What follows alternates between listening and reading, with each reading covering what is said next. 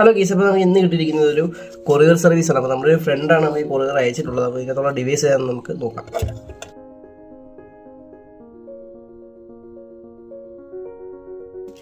അപ്പോൾ guys, device എന്ന് പറയുമ്പോൾ എനിക്ക് തോന്നുന്നു പോക്കോ X3 Pro ആണ്. അപ്പോൾ ഡിവൈസ് ഇതിൻ്റെ കംപ്ലൈൻറ്റ് എന്താണെന്ന് വെച്ച് കഴിഞ്ഞാൽ സാധനം ഡെഡ് ആണെന്നാണ് നമ്മളത് ഓൾറെഡി പറഞ്ഞത്.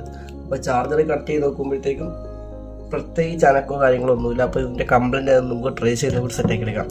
അപ്പോൾ നമുക്ക് അതിനായിട്ട് ആദ്യം തന്നെ ബാക്ക് പാനലൊക്കെ റിമൂവ് ചെയ്ത് സ്ക്രൂവും കാര്യങ്ങളൊക്കെ റിമൂവ് ചെയ്ത് നോക്കുന്ന ടൈമിൽ ഇതിനകത്ത് ഓൾറെഡി ഷീൽഡൊക്കെ പൊക്കിയിട്ടുള്ളതായിട്ട് നമുക്ക് കാണാൻ പറ്റിയിട്ടുണ്ട്. അപ്പം ഈ ഒരു ഡിവൈസിന് കോമൺ ആയിട്ടൊരു കംപ്ലയിൻറ്റ് വരുന്നുണ്ട്. അപ്പോൾ അത് തന്നെയാണോ എന്ന് അറിയാൻ വേണ്ടി നമ്മൾ ജസ്റ്റ് ഡിവൈസ് PC ആയിട്ട് കണക്ട് ചെയ്യുന്ന ടൈമിൽ ഓട്ടോമാറ്റിക്കലി പോർട്ട് എടുക്കുന്നുണ്ട്.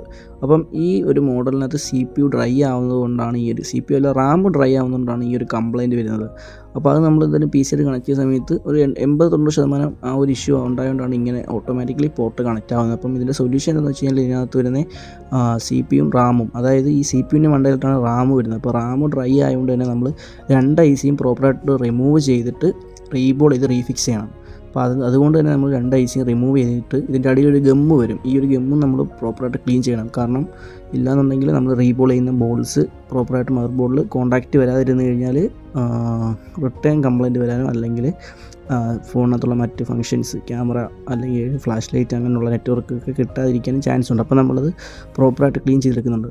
അപ്പോൾ ക്ലീൻ ചെയ്യാൻ വേണ്ടി നമ്മൾ ചെയ്യുന്നതെന്ന് പറയുമ്പോൾ ഓൾറെഡി ഉള്ള ലെഡിൻ്റെ മണ്ടയിലോട്ട് കുറച്ച് മെൽറ്റിംഗ് പോയിൻറ്റ് കുറഞ്ഞ ലെഡും അതേപോലെ തന്നെ ഫ്ലെക്സ് യൂസ് ചെയ്തിട്ട് കംപ്ലീറ്റ്ലി അത് ക്ലീൻ ചെയ്ത് വിക്കി യൂസ് ചെയ്ത് ക്ലീൻ ചെയ്തെടുക്കുന്നുണ്ട്. ഇനിയിപ്പോൾ നമ്മൾ ഈ ക്ലീൻ ചെയ്ത് വെച്ച IC റീബോൾ എടുക്കണം. അപ്പോൾ അതിനായിട്ട് നമ്മൾ യൂസ് ചെയ്യുന്ന പറയുമ്പോൾ മെക്കാനിക്കലിൻ്റെ 183 എന്നുള്ള PPD ആണ്. അപ്പോൾ ആ ഒരു PPD യൂസ് ചെയ്തിട്ട് നമ്മളിത് RAM-ഉം CPU-യും പക്കയായിട്ട് റീബോൾ ചെയ്തെടുക്കുന്നുണ്ട്. അപ്പോൾ ഈ റീബോളിൽ ചെയ്യുന്ന ടൈമിൽ എല്ലാ ബോൾസിനും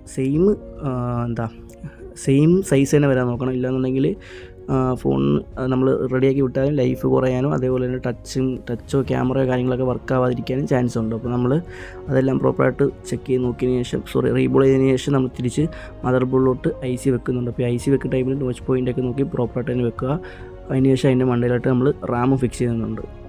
അപ്പോൾ അതുപോലെ തന്നെ ഈ ICയുടെ സൈഡിലൊക്കെ ചെറിയ കമ്പോണൻറ്റ് വരുന്നുണ്ട്. അപ്പോൾ ഈ കമ്പോണൻസിനൊക്കെ ഡാമേജ് പറ്റാതെ നമ്മൾ നോക്കണം. ഇത് മിസ്സായി കഴിഞ്ഞാൽ ഒന്നെങ്കിൽ റീസ്റ്റാർട്ടോ അല്ലെങ്കിൽ ഡെഡോ ഒക്കെ ആവാൻ ചാൻസ് ഉണ്ട്. ഇപ്പോൾ നമ്മൾ ജസ്റ്റ് മദർ ബോർഡിലിട്ട് ചാർജർ കണക്ട് ചെയ്ത് നോക്കുന്ന ടൈമിൽ പോക്കോയുടെ ലോഗോ കാണിച്ചിട്ടുണ്ട്. അപ്പോൾ ഫോൺ ഡെഡ് കണ്ടീഷനിൽ നിന്ന് ഓൺ കണ്ടീഷൻ ആയിട്ടുണ്ട്. അപ്പോൾ ഇനി ഫോൺ ഫുള്ളി വർക്കിംഗ് ആയിരിക്കും. കാരണം നമുക്ക് ഈ സെയിം സെറ്റ് കുറേ കംപ്ലയിൻറ്റ് വന്നിട്ടുണ്ട്.